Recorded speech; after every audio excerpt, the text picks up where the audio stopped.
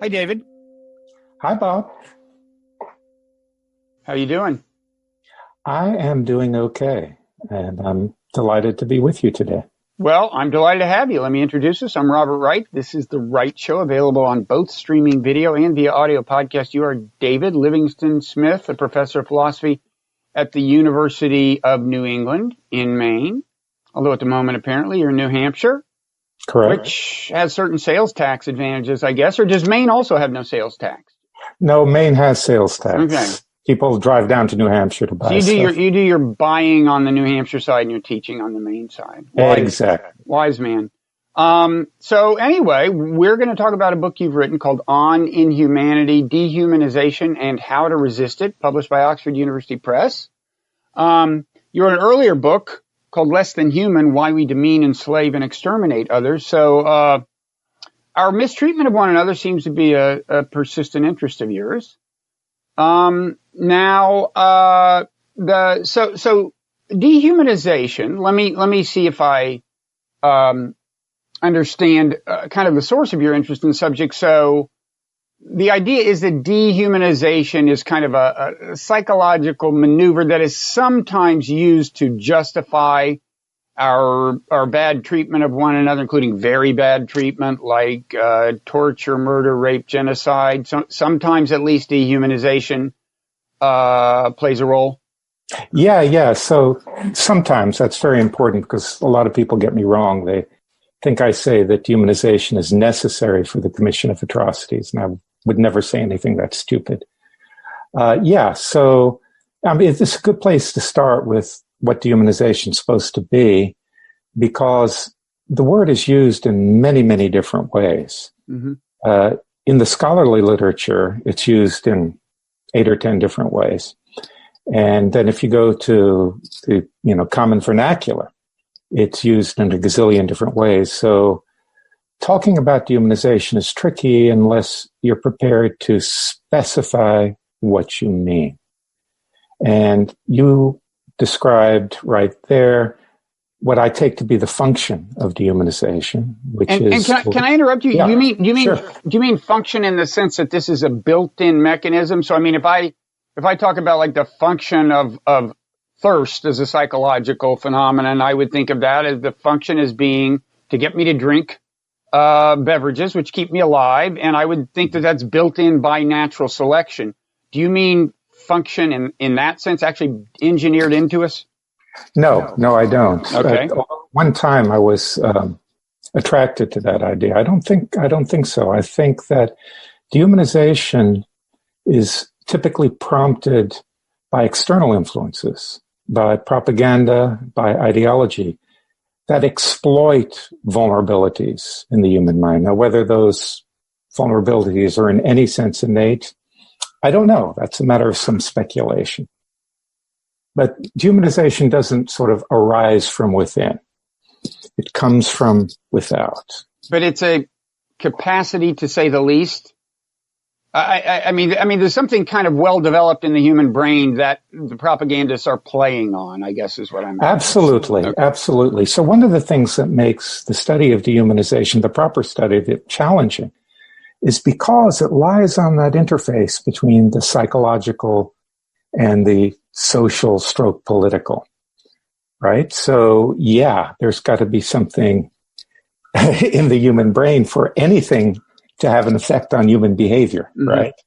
And this sort of rhetoric and propaganda and ideology certainly does have effects on human behavior. I think it's important right out, because we started on that. Let me clarify function, and then let me take a step back and say exactly what I mean by dehumanization. Okay. So there are all sorts of things that have functions. Washing machines have functions, to use my favorite example. And by function, I mean there's something that they're for. And I think that dehumanization is a kind of a gimmick, a kind of form of self-engineering that human beings have developed over time to overcome inhibitions against doing terrible things, to conspecifics. Okay. So that's its function. Its function is to selectively disable inhibitions. Let's use the term violence, broadly violence. The inhibition against violence. So yes, we by nature are not inclined to just walk up and kill people. We're a social species, but you think for that reason it takes some kind of override mechanism in a sense. Yeah, and it's not the only one. So, like you said, we're not only a social species, we're a hypersocial species, right? We are intensely, incomparably social. And any social species has to have these inhibitions. I mean, we can't maintain a social way of life while being at each other's throats. But we also have these great big brains and can think in terms of means and ends and can think, well, it would be pretty advantageous to wipe out our neighbors and enslave them, steal their stuff, and so on. Mm-hmm. And so over time, our ancestors developed various means of overriding these inhibitions, the use of intoxicants, for instance, mind-altering rituals, religious ideologies, all kinds of things. And dehumanization is one of those.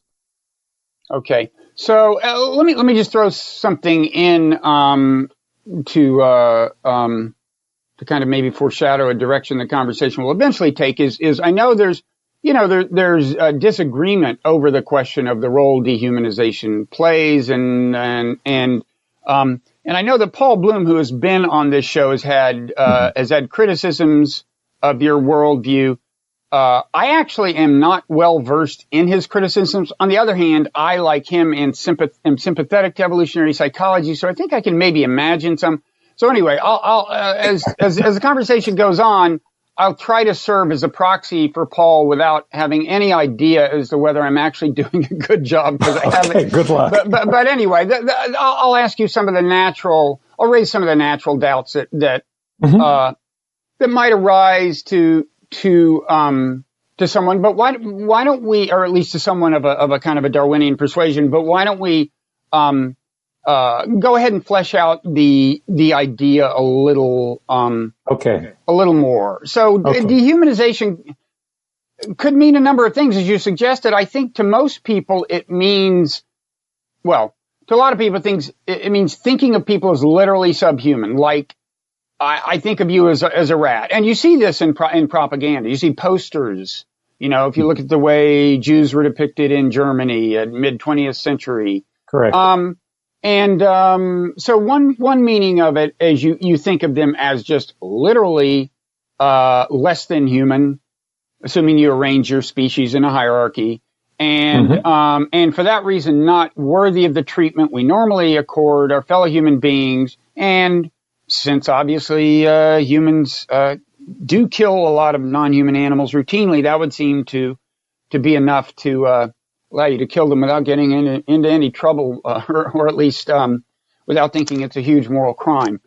So that's one way of thinking of what dehumanization means. What is that's how are you thinking of it? That's very close to mine. Okay. And I think it's substantially correct. It's just a little bit oversimplified. So if we look at the Nazis, for instance, their attitudes towards Jews, they certainly did think of them as subhumans, and they very often conceived of them as subhumans similar to rats. But obviously, Jewish people are not little brown rodents with bare tails scurrying about.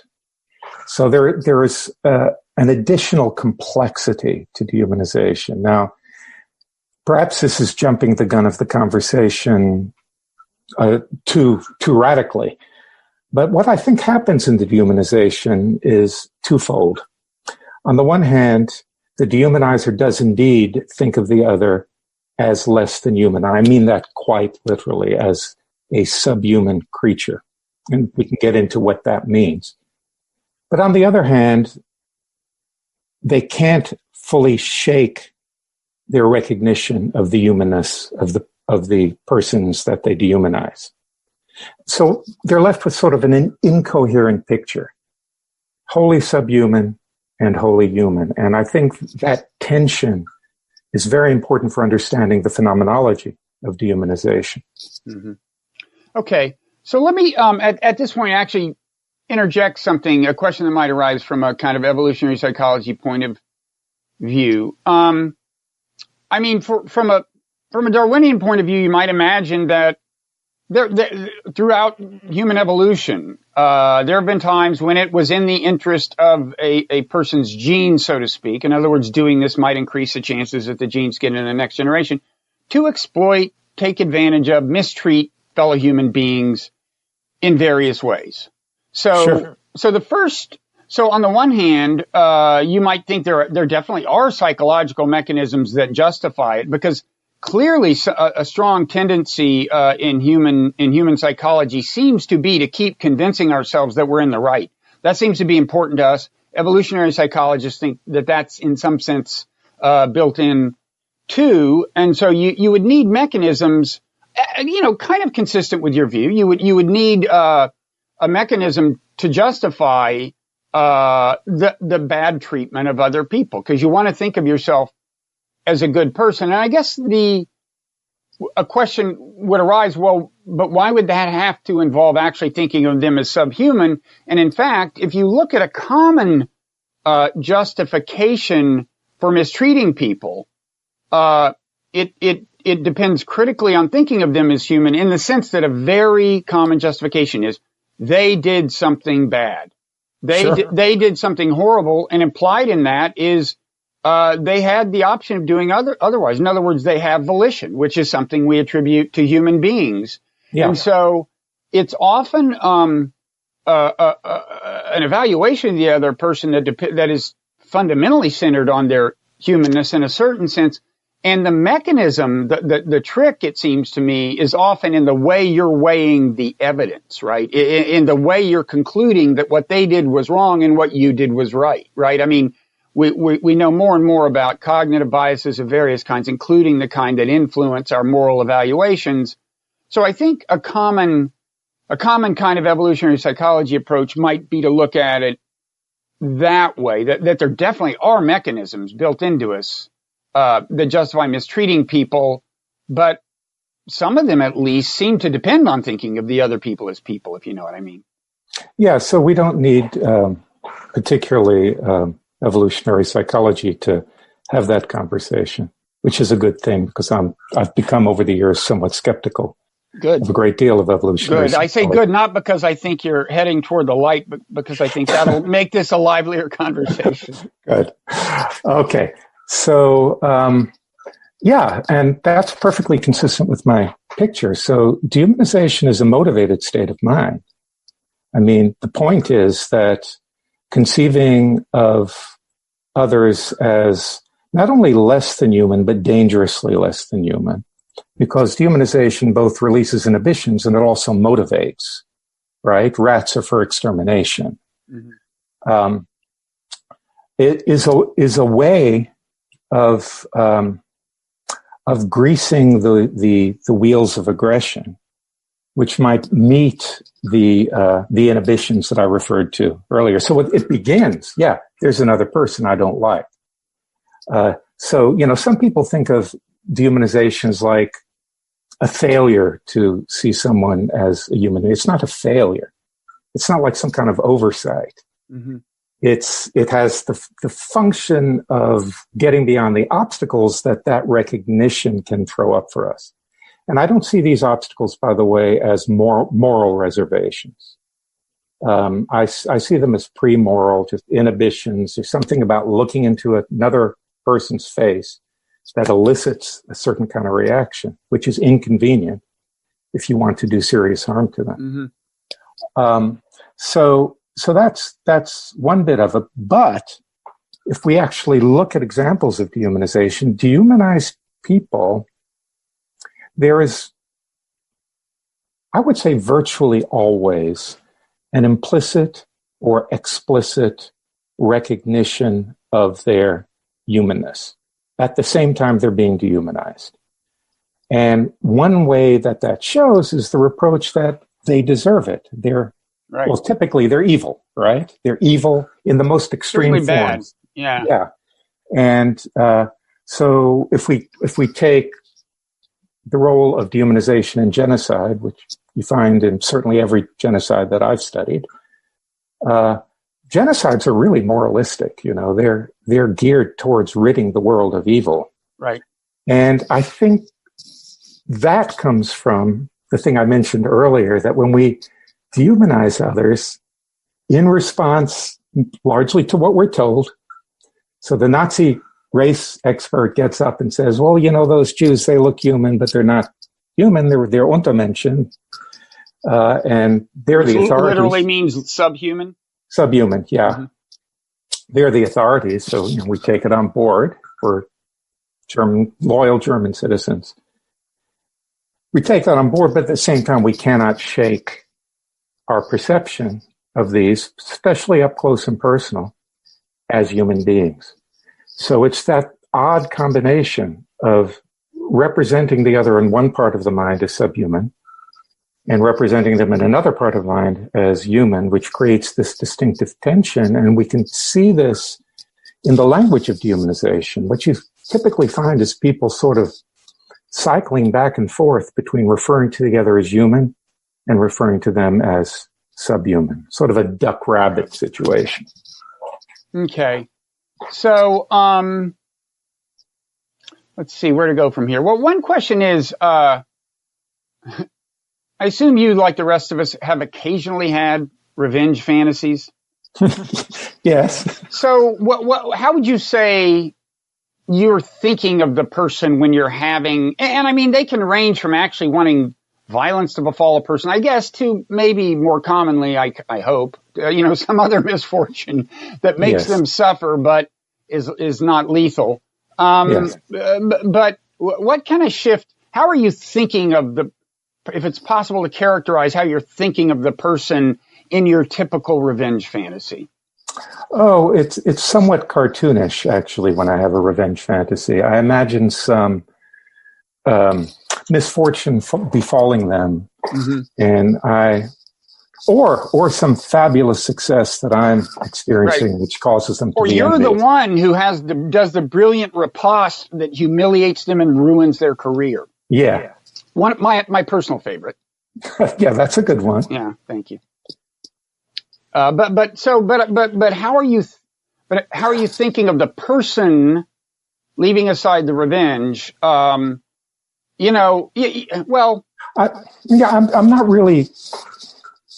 Right, this is going to sound a little bit misleading, but maybe I can clarify. I'm not really thinking of them as a person. In other words, as a subject with hopes and fears and so on. That's what I meant when I said it's kind of cartoonish. Okay. It's kind of flat. So you would say it begins there. So you would say if you're hoping that some good fortune will befall someone, maybe they've done something nice to you or something laudable, then you're thinking of them as a full-fledged person, whereas if you're having a revenge fantasy, you're not quite. Yeah. Yeah.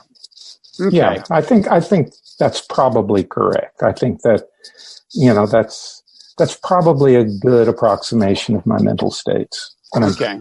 So you've evaded that line of attack. What I was going to say was, to me, it seems like when the people if I have like an enemy, yeah, I just kind of think I'm thinking of them as people.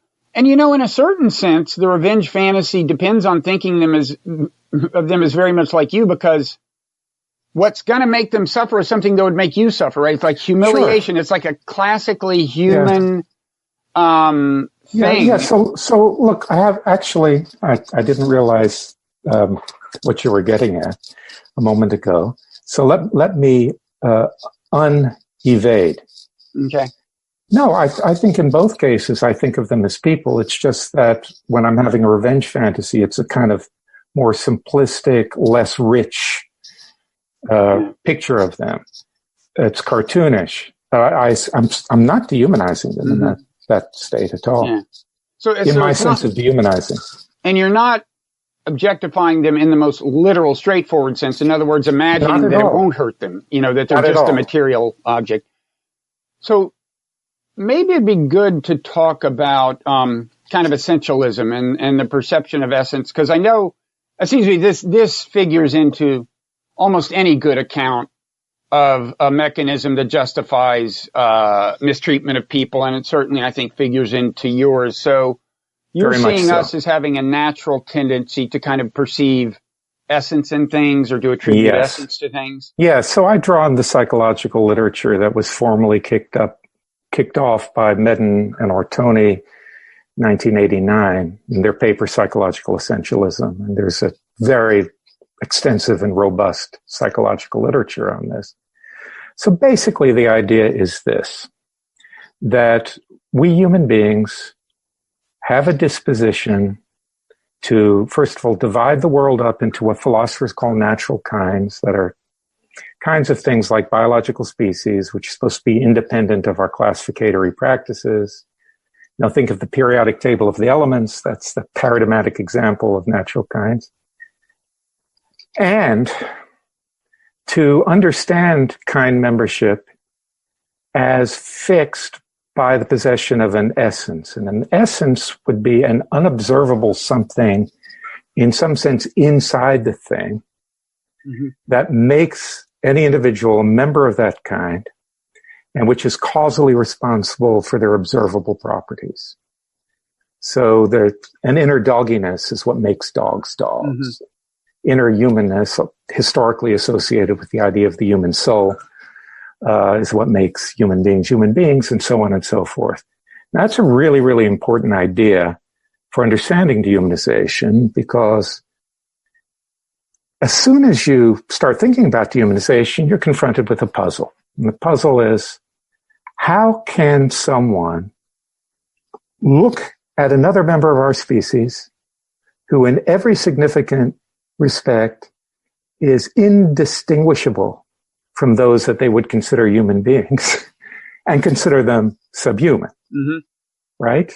And so psychological essentialism helps us with that, because it is consistent with the idea that the appearance may belie the essence, that one could be a counterfeit human being, a human-looking being with a subhuman essence. And this is an idea we pick up really, really easily. I mean, a lot of, say, horror fiction depends on this idea that, you know, the vampire looks like a person, but they're radically different.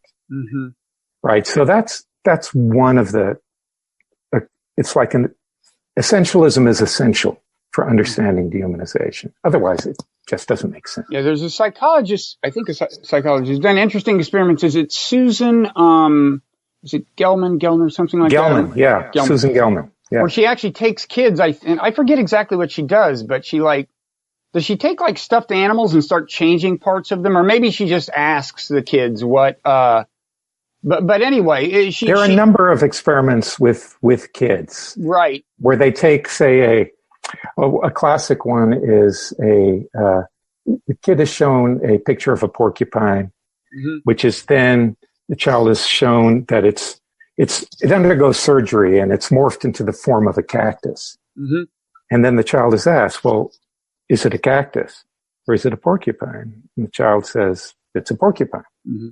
So the appearance is not significant. When you ask the child, well, why is it a porcupine? They say, well, it's made out of porcupine. In other words, there's something inhering in the porcupine which makes anything made out of that thing a member of that kind. Something inside it. Inside it, irrespective of its appearance. Yeah. So now, in your view, when we perceive essence, is that has kind of an affective dimension, right? I mean, it's to some extent a feeling when you, let the record show for people who are listening to this in audio podcast that you're not nodding your head vigorously. I'm looking skeptically. You're skeptically pondering the question. Yes. Here's one way of asking the question that maybe opens up a couple of avenues. One is, one thing we do is essentialize groups, right? And this can facilitate massive atrocity. So for example, I think there are a lot of people right now who, if you say to them the phrase Trump voters or Trump supporters, they have an idea of a set of properties that actually can't possibly apply to all of them. probably the only single thing that actually applies to all of them is that they voted for Trump, right? And yet I think a lot of people would think immediately they're racist, they're bigoted or whatever. And it seems to me that accompanying that perception is a feeling. It's a negative feeling. And similarly, well, let me stop there and just get your reaction. Yeah, sometimes yes, sometimes no. So people essentialize all sorts of social groups. And sometimes, well, racism is the paradigmatic example. Sometimes this is definitely negatively toned. But say essentializing, I don't know, Italians isn't necessarily negatively toned. Especially not if you're Italian. Yeah. Okay, I guess what I was getting at is it seems to me, and I should say, getting kind of, seriously into mindfulness meditation. I'm not very good at it or well equipped to do it, but putting myself in situations where I had no alternative but to do a lot of it has kind of influenced my view in the sense of making me more attentive to the way I am affectively reacting to the various things. Yeah. And I kind of noticed that, kind of each individual, you're right that kinds like a calf, a cow, a deer, there's an affectively toned reaction because for one thing, you've got to decide, is it threatening or not? So there's a kind of a positive, negative dimension. Yeah. And then there's a lot of other things that go into it. Is it cuddly? Is it this? Is it that? And what I want to say is, with people, I noticed I attribute a different essence to every person. It's like if it's an old friend, there's kind of essence of old friend, and there are different kinds of old friends. There are, and I guess it seems to me that if you look at how you treat different people, ranging from very warmly to with some detachment to not very nicely to very, very badly, you could just see it as a continuum, a spectrum of kind of perceptions of essence that involve. And as you move along the spectrum, there's a clear affective dimension, more and more negative as you move toward people you would like want to kill or something. But I guess, and of course, consistent with my Darwinian perspective, I think that a lot of that's engineered into us because it makes sense. From the point of view of the genes, you treat different people differently. You do favors for people who are going to do them to you, and so on, and that is affectively and so on. So there's a kind of I won't say a debate, but a disagreement in the essentialism literature on whether or not essence is applied to individuals. Essences in this particular sense, right? So I think you're using the term essence way more broadly than I am here. So essence of old friend. Well, old friend isn't a natural kind. It's that's where we differ. But go ahead. Well, you wouldn't. You can have old friends in different ways. Sure. Well, but there are different kinds of dogs. There are different kinds of deer. But anyway. Sure. But let's not get stuck on this. Okay. So there's kind of debate in the literature. Or attention in the literature on the question of whether we attribute essences to individuals or essences apply only to two kinds. I don't know where I want to come down on that. So I'm honestly agnostic. Okay. On that. But essences are never perceived. This is what I wanted to come back on. So unobservability is a property of essences in this sense of essence. Well, you mean the essence per se can by definition not be seen, kind of, right? Exactly. Okay. So which isn't the same as saying there's no perception accompanying your kind of inference of it. No. Yes. You do react differently to people to whom you attribute or to things to which you attribute different essence. And that involves a kind of perception. Yeah, so that happens in two different ways. One way is that a thing's observable properties, at least the properties that are typical of the kind, are taken to be symptomatic of the essence. So, if we see something that looks like a porcupine, we figure it's a porcupine, right? Mm-hmm. Just as, if you've got a sore throat and you're sneezing, you can infer from that you're infected with a rhinovirus. And the other, of course, is when an expert tells you that despite how something looks, it's really something else instead. Mm-hmm. And that's the one that's most pertinent to dehumanization. Mm-hmm. Okay.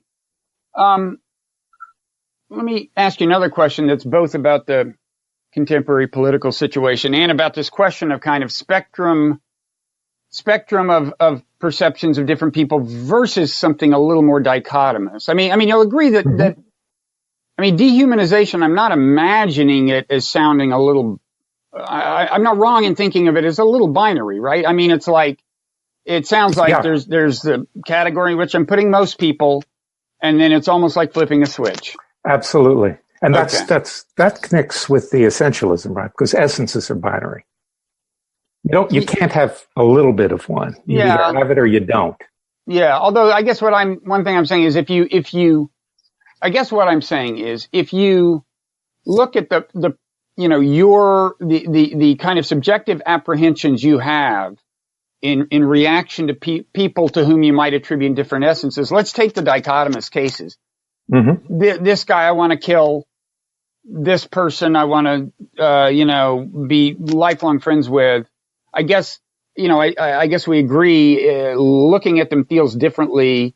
And what I'm suggesting is that, there are people in intermediate ranges. And if you move from one to the other, there's actually a gradation of feelings. And so it's I certainly agree that, you have to make a decision, like, do you fight or do you assault someone or not? That's in some sense binary, but yeah, okay. But, right. So that's true. But there are lots of forms of, derogation that fall well short of dehumanization. In fact, I think that dehumanization usually has a precursor in racialization. So a group of people who's dehumanized, they're first treated as lower on the human hierarchy. They're seen as intrinsically inferior human beings by nature. Dehumanization is, I like to call it racism on steroids. It just takes that further. It excludes them from the category of the human. Mm-hmm. So there is this whole spectrum of denigration with various degrees of contempt and dislike mm-hmm. and so on, prior to getting to the point where that flip is made and mm-hmm. the other is ejected from the category of the human. By the way, you got Paul Bloom's worries down pretty well. Is this pretty much what he says? Yes.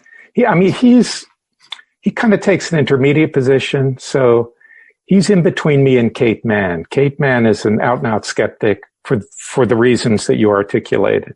Mm-hmm. Paul thinks, dehumanization is a thing, but it's very often the case that our hostilities to others are motivated precisely by our recognition of them as human beings and our use of animalistic slurs like you pig or something like that. Mm-hmm.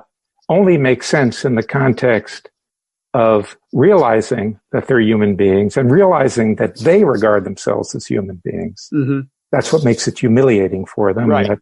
The idea. Yeah. Right. Okay. And so I don't discount any of that. So Kate Mann is a complete skeptic. I've actually had her on the show, but I was talking specifically about her book. I think it's called Down Boy. Is it? Down Girl. Down Girl. Right. Okay. So that's interesting because the title suggests dehumanization, right? I mean, down is usually it's a dog. That's the second word in that, right? Down boy yes. is applied to dogs, right? Mm-hmm. Yep. So I'm a little, but she has a chapter on dehumanization. Okay. Yeah. It's been a while. But she's not, now there presumably are some, feminists, who are on your side or is it Oh, yeah. No, there are a spectrum of views. Uh-huh. So yes, there There are feminist philosophers who are certainly on my side. Okay. And there's some who are on Kate's side in this. Okay. So to get back to the current political situation. So it's famously polarized. In fact, we're at a moment where I think a number of people feel things, I've heard people say they feel things are slipping out of control. Some calamities have coincided in an unfortunate way, including, of course, the pandemic. And, and I say that because this probably won't, may not run for a couple of weeks or something. So who knows where the country will be by then. Yeah. But there are people who think right now that we're at a point where it could be in a much worse place. Like, I just this morning on social media, I saw a guy who owns a mansion in St. Louis and his wife holding guns. I don't know if you saw this. He had like an assault rifle. She had a pistol. Apparently they live in a gated community. And some Black Lives Matter protesters had violated the perimeter in their view. And they weren't on his property, but it was all private property, I guess. Anyway, that's a little alarming. And, so there are people who they're now starting to talk seriously about civil war. Chances are it won't happen, but a lot of people think it's no longer beyond the pale.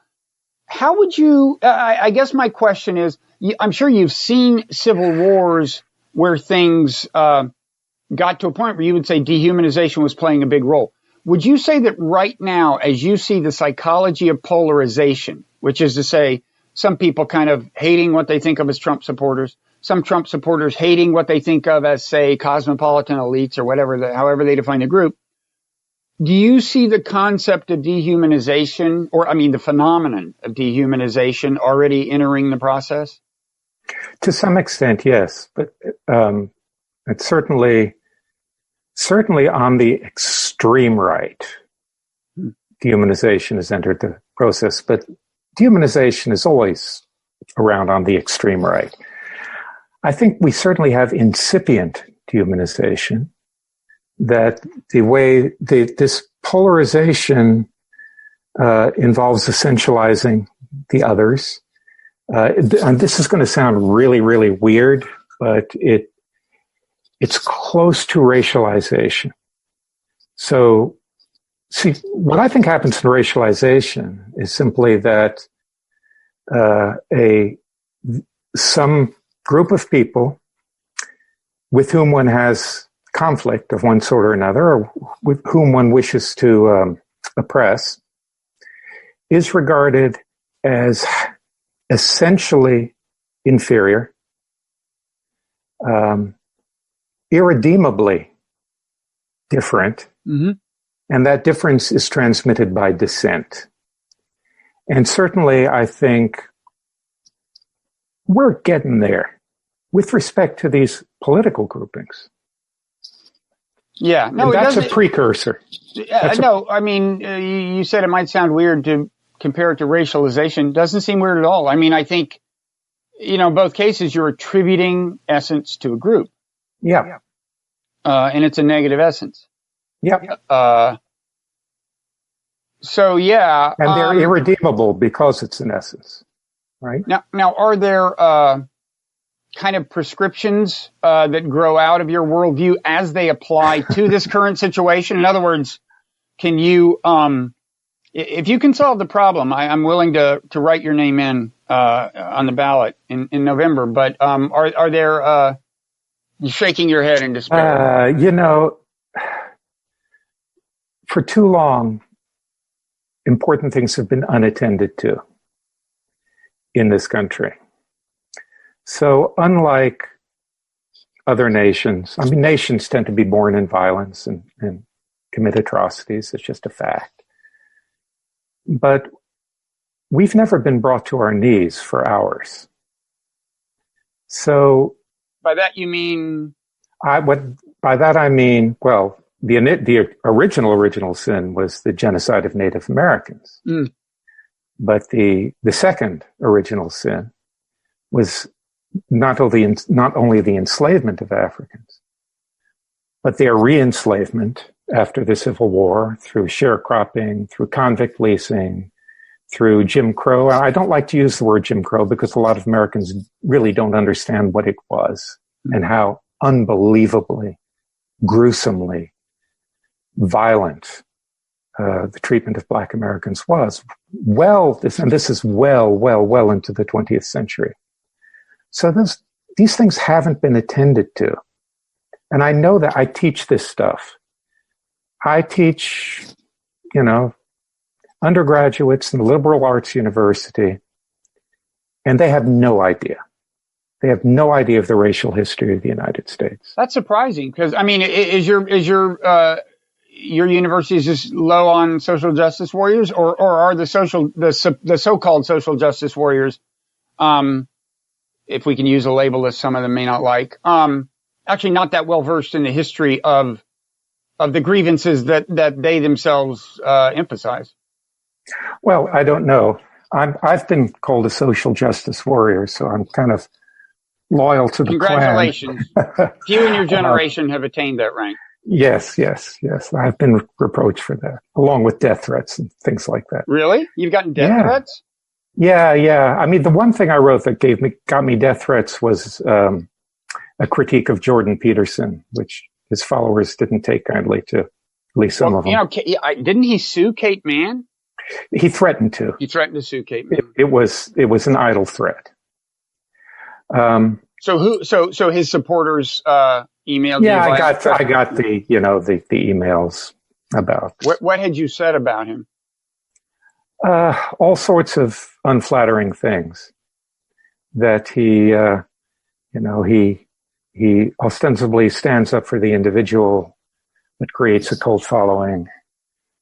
That he's enmeshed in performative contradiction in that respect. Stuff like that. Yeah. Now he's fallen on hard times, as you may know. He has. And I'm not sure what his status is, but it sounds. Well, his daughter seems to have taken over the operation, as far as I can see. Yeah, and it's unclear what his status is. I guess. He had some pretty extreme treatment for, initially anxiety or something. I don't know what it was, but it's a little bit of a mystery. Well, yeah, he was addicted to an anti-anxiety drug. One of the that's right. I forget. Yeah, it's a benzo. Yeah, it's a benzo. Yeah, yeah. And so the story is, and it's a bizarre story. He went off to Russia to get detoxed because they would basically put him into a coma. Mm-hmm. And the story is he emerged a wreck. So I don't know. As could happen if you're put into a coma, I guess. Yeah, maybe he'll rise from the dead, which would be. Now it sounds to me like maybe your empathy for him has not grown as a result of his misfortune, which is a genuinely interesting thing relevant to our subject, right? It is. You tell me how, it certainly happens that, look, you must have had, it would be hard for you to write these things about him, get death threats without feeling some ill will at some points, right? That would be only human. Oh yeah. I think he's a very destructive person. So I guess that counts as ill will. You can imagine holding that view in a totally detached way. But I guess my question is then when you hear about someone's misfortune, it can eat into that sense of ill will, right? I'm not sure it has in this. No, yeah, of course it can. And I think I can talk lightly in this sort of way, but if I thought seriously about this man and how he's suffering, I would not want him to suffer. Now this is a question I hadn't intended to ask, but do you think anyone deserves to suffer? Because, as I said, certainly a common psychological mechanism for justifying mistreatment is to convince yourself that people deserve to suffer.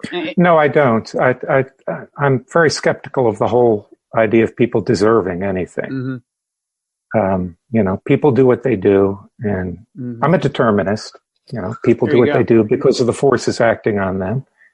And I can't see how any really robust notion of desert is compatible with that. Mm-hmm. But do I have those feelings? Yeah, of course I do. Mm-hmm. that some people deserve punishment and some people deserve praise and so on and so forth. So I don't remember how we got onto.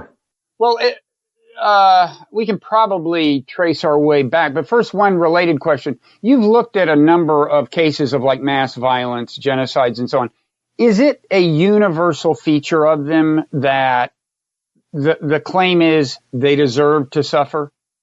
In other words, you can imagine such an extreme form of dehumanization that wouldn't be necessary. You just say, well, they're like cockroaches. Who cares what you do to cockroaches? Yeah, but it's never that doesn't happen. Right?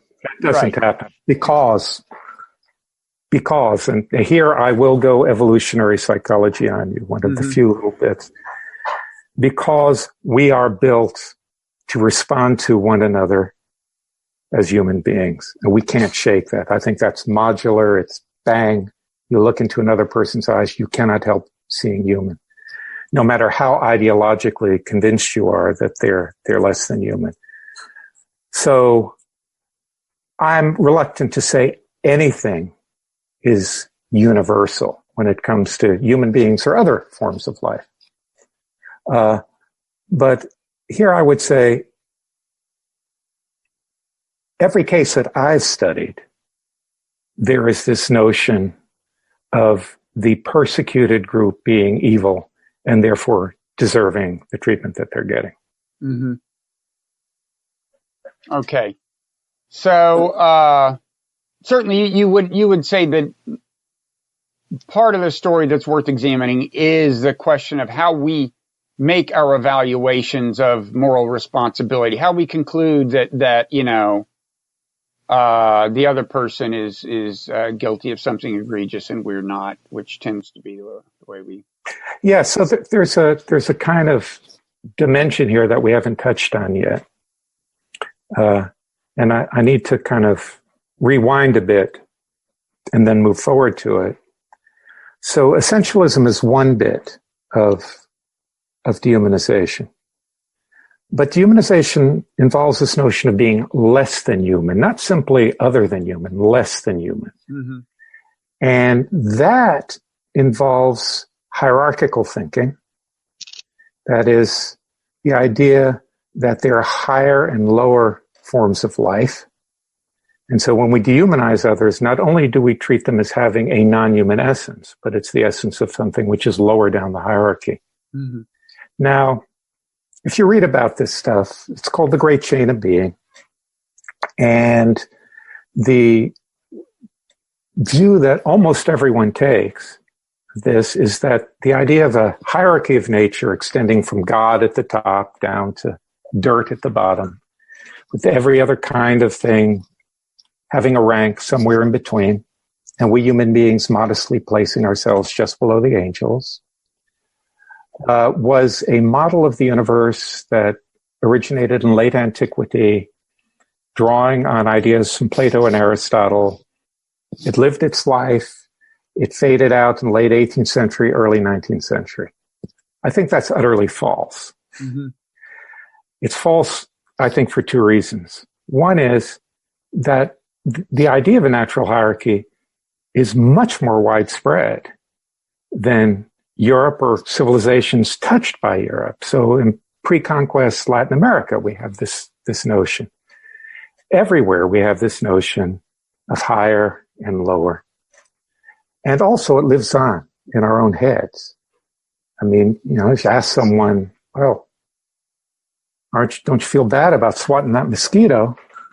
Well, the response is, it's only a mosquito, right? It's killable. Whereas other things aren't killable. So there's kind of a hierarchy of moral obligation when we look at the world in this sort of way. So these two things interact. Now, to get to the point that I wanted to get to, in my original formulation of dehumanization in my book, Less Than Human, I said, well, when we dehumanize others, what happens is we attribute the essence of a non-human, of a subhuman, a creature that we regard subhuman, because biologically that Darwin should have after Darwin, we should have gotten rid of the great chain of being, but it stuck around. And that's all there is to it. But that isn't all there is to it.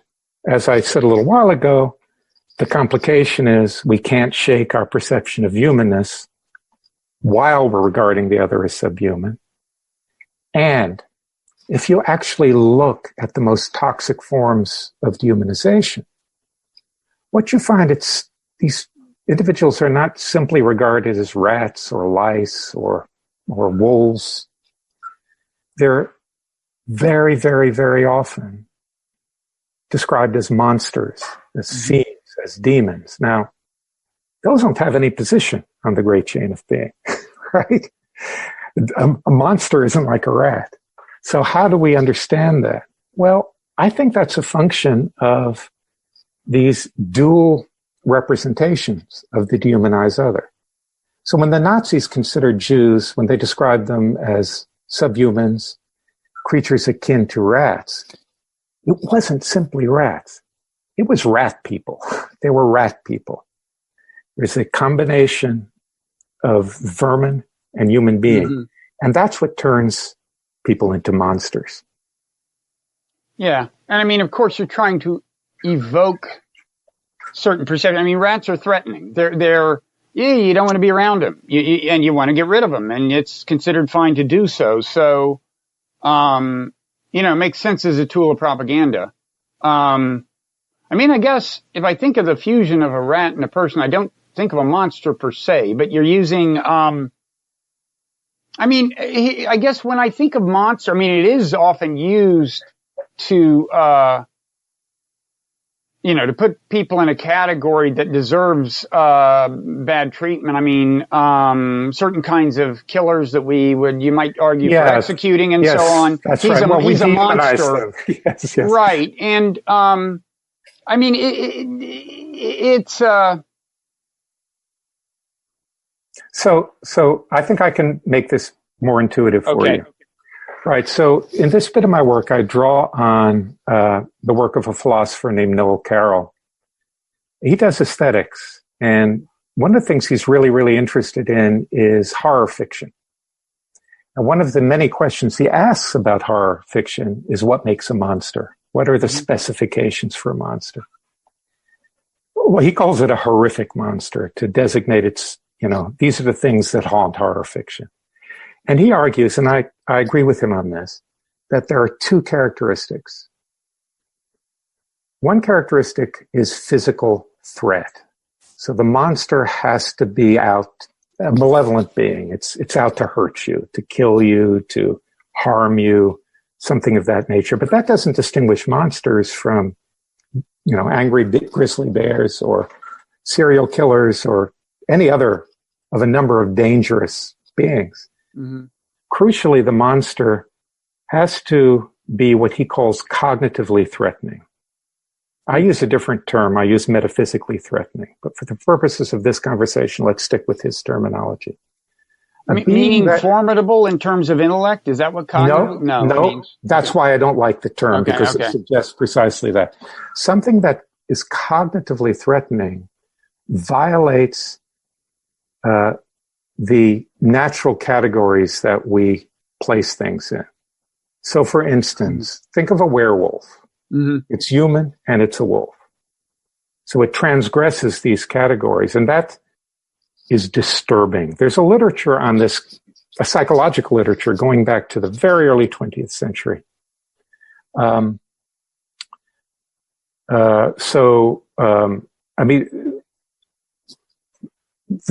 terminology that's used in that literature is the uncanny. Monsters have to be uncanny, right? They're neither this nor that. So they violate our conception of the natural order. Mm-hmm. So physically threatening and cognitively threatening in that sort of way. Now, when we dehumanize others, it usually begins with representing them as physically threatening. Mm-hmm. The group, and it's very often the most vulnerable, the most marginalized group of people in a society. They're regarded as dangerous, predatory, essentially criminal, blah, blah, blah, blah, blah. When they're dehumanized, We try to think of them as subhuman creatures, and yet can't shake the representation of them, our mental representation of them as human beings. Then we have the dimension of cognitive threat added to that, right? So now think of the rat person. Okay. Right? It's human, and it's not human, and it's not half and half. It's like it's wholly human and wholly rat. It's an incoherent state of mind, and it's dangerous. Okay. That's how they get turned into monsters. Okay, so I see what you mean.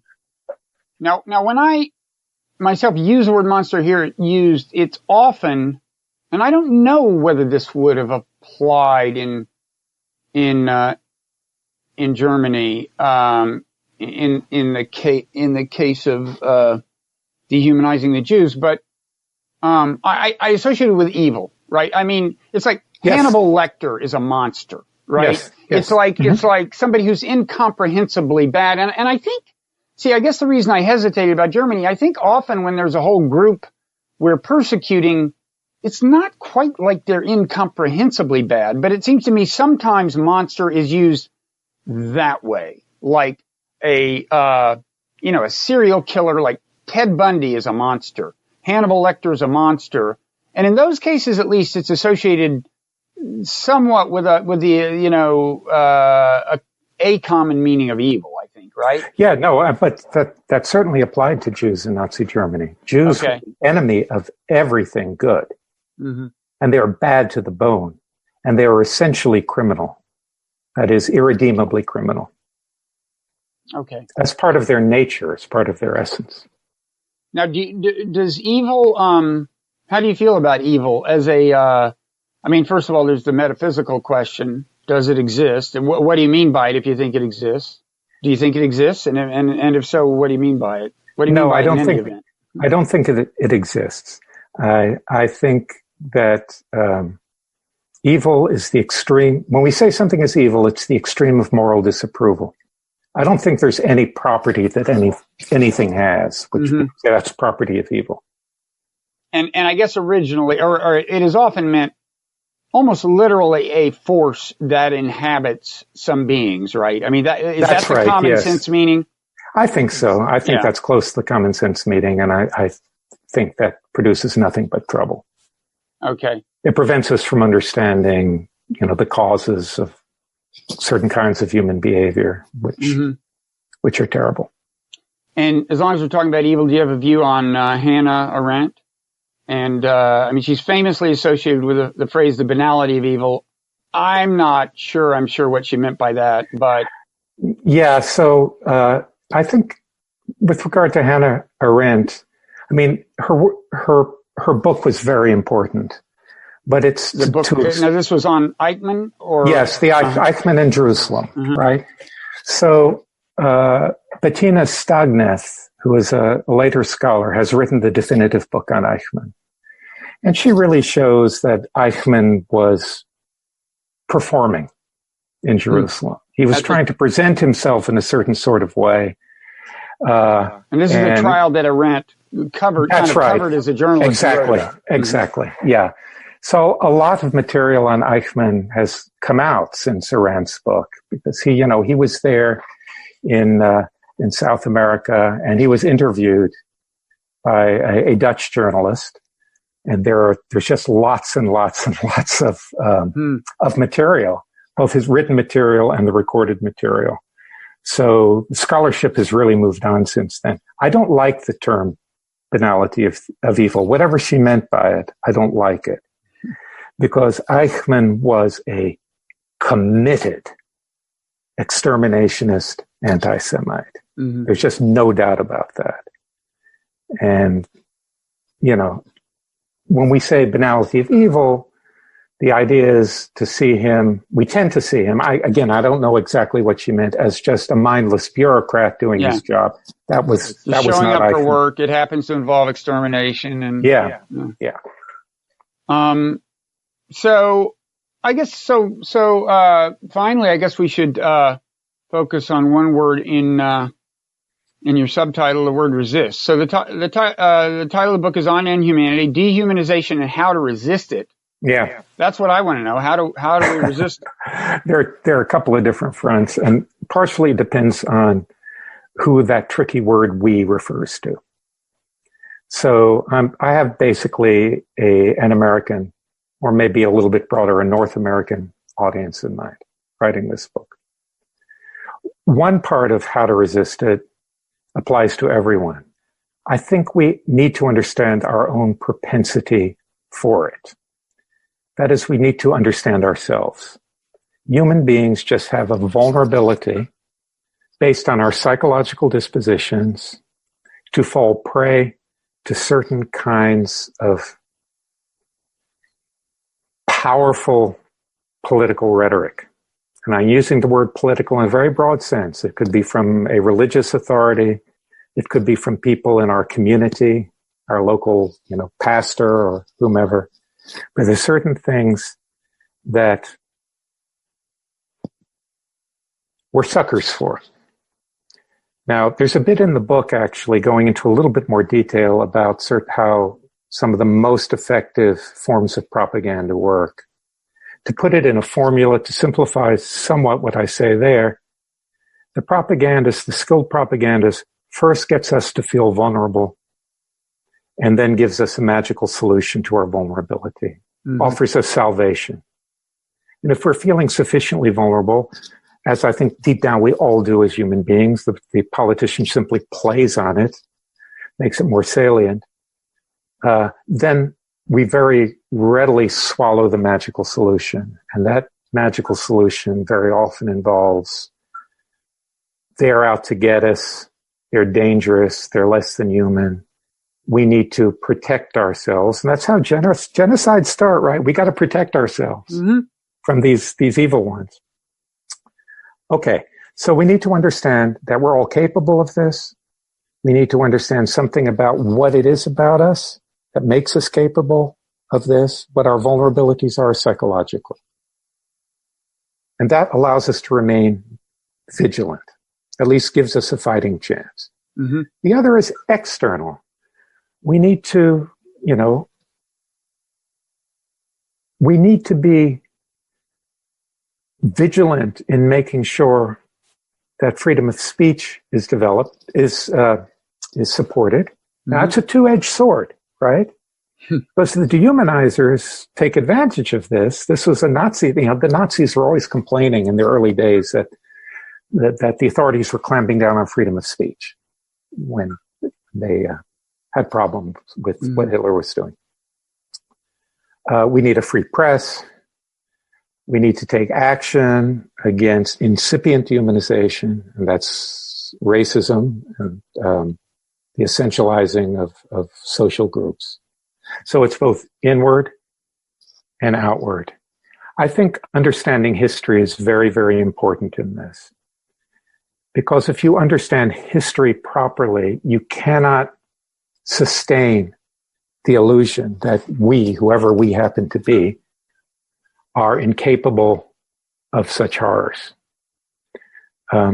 That's why when I teach this topic, my Exhibit A consists of descriptions of spectacle lynchings in the United States. These lynchings where thousands of people attended. The victim was tortured and then burnt alive, tortured for hour upon hour in the most unbelievably gruesome. And they always believed the victim had done something horrible.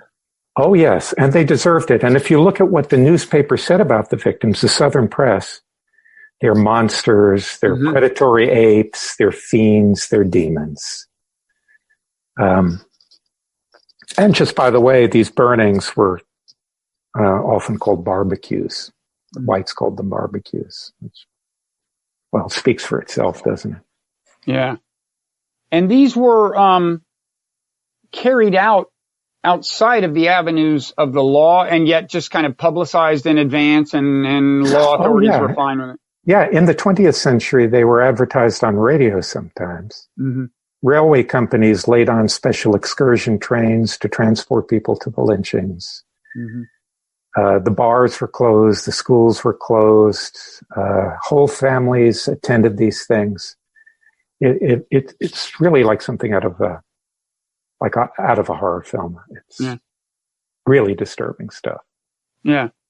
No, if you take in that we did that, yeah, then it kind of deflates American exceptionalism, that sort of illusion which is terribly easy for Americans to maintain precisely because we didn't lose the war. Yeah, and I think the we is important. I mean, I'm a firm believer in the idea that as hard to imagine as it is, we all could, if we felt sufficiently threatened and were sufficiently convinced of A, B, and C, wind up doing things we don't believe we could do. Yep. Okay, so well, thank you. Anything else you want to say about the book aside from buy it? It's officially published in 2 days from the time of this recording, so it'll be out. Yeah, we would never do that to you. We'd make sure it's for sale before we. Yeah, it will be for sale. Buy it. Buy multiple copies. Okay, and is there any place where people can find other work of yours? I mean, anything. A Twitter handle you want to advertise? Yeah, they can go to my website, which badly needs updating now, but will be updated by the time this is broadcast. So it's davidlivingstonesmith.com. Livingston has an E on the end, correct, as if it were pronounced Livingstone, though it's not. Yes. David and Smith are spelled as you might imagine. Okay, so the book is On Humanity, Dehumanization, and How to Resist It. On Inhumanity. Did I say On Humanity? Yes. A lot of people do that. That can be your next. That could be your next book. I don't do sweetness and light. Well, I don't know. You say you can tell us how to resist it. That's yeah. We have to accept some darkness in ourselves in order to do that. To get to resistance. Okay. Well, thank you so much, David, and good luck with the book. Thank you so much, Bob.